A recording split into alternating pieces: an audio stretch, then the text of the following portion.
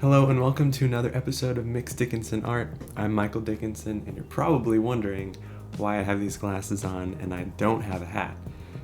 I don't know. In this episode, we're going to go over two different ways that I set up for color on these concept sketches. The first way, I am going to do like a little time lapse and do a commentary over it, and then we'll get into more detail on a more in-depth, like layer-heavy type way to set up. So let's get into it.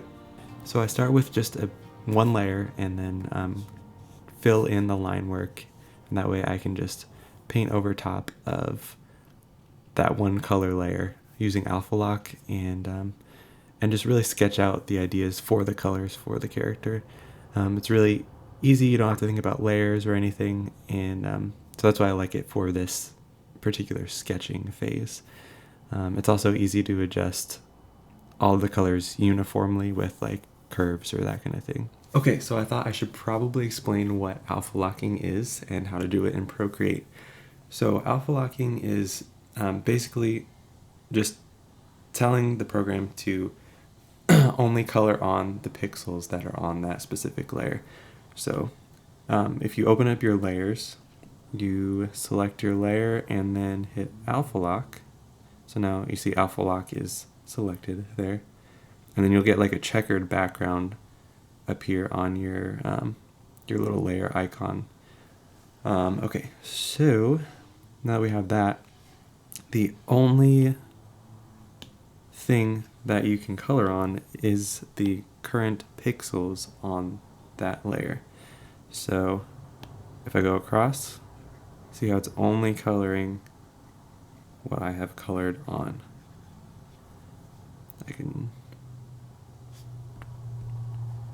I've got the line art there, so that's just the colors. So it's only coloring on those pixels. The benefit to this, especially in Procreate, is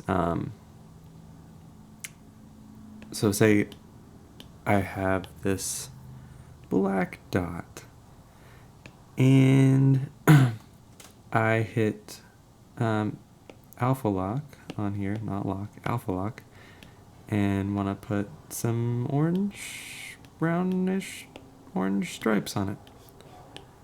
So now I can only color on that. Only those pixels on that layer. Okay, so there's another way you can do this, but it's not as clean in Procreate, which is just say I've got this. Oh, all right. New layer. And there. So we've got that really awkward looking sphere. And I want to do the same thing. What I used to do before I knew about alpha locking, which is a super noob mistake. So you can select whatever's on that layer, and then pretty much the same thing applies. So it only selects what the layer has on it, but it's pretty messy as far as the pixels go. So after I deselect it, you can zoom in here and see how it has like some edging on it. Right there, you can still see the black underneath.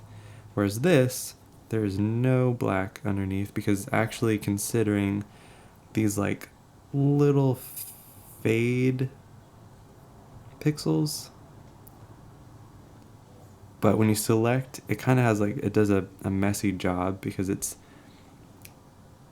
I don't know, it you can adjust the selection like intensity of things, but you can never get the same just like cleanness as if you were doing something with alpha lock. So anyway, that's what alpha locking is. And yeah, so let's get on to the second way I color things, and that is by layers. So I'm gonna hide these, and so so in this comp I have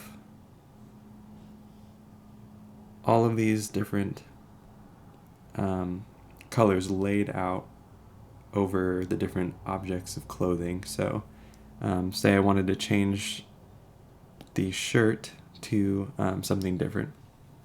So say the client is like, okay, I really like that he has this dark green shirt, but we want to see what he would look like with a neon pink shirt. So rather than going in and like coloring, you can just go into the hue saturation, adjust the brightness, the saturation, and the hue. Come into curves, select red, push that up like that. Turn up the saturation again. Oh man. So it's just that easy. And then you can do that to every single layer. And the perk to this is just doing a bunch of different iterations. So you can duplicate that group, move it over. And then they're like, actually, never mind, we want him to have a yellow shirt. So we'll go here, turn up saturation, brightness. Look at that.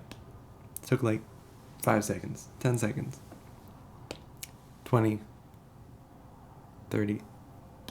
And you just keep going. Keep going. Just keep going. Look at that. So that is the benefit of doing like a bunch of iterations. The reason I did it flat the first time was just because I wanted to get the initial concept out and just the idea. So it was more of a sketch rather than an iteration phase. So this is good for whenever you're trying to explore the different colors and that kind of thing. So I hope you enjoyed this episode and learned something new. And if you did, leave a comment below, subscribe, because I think next time we're actually going to start developing this bounty hunter's weapons and start thinking about like the ship and whatever he's going to be traveling on. I don't know.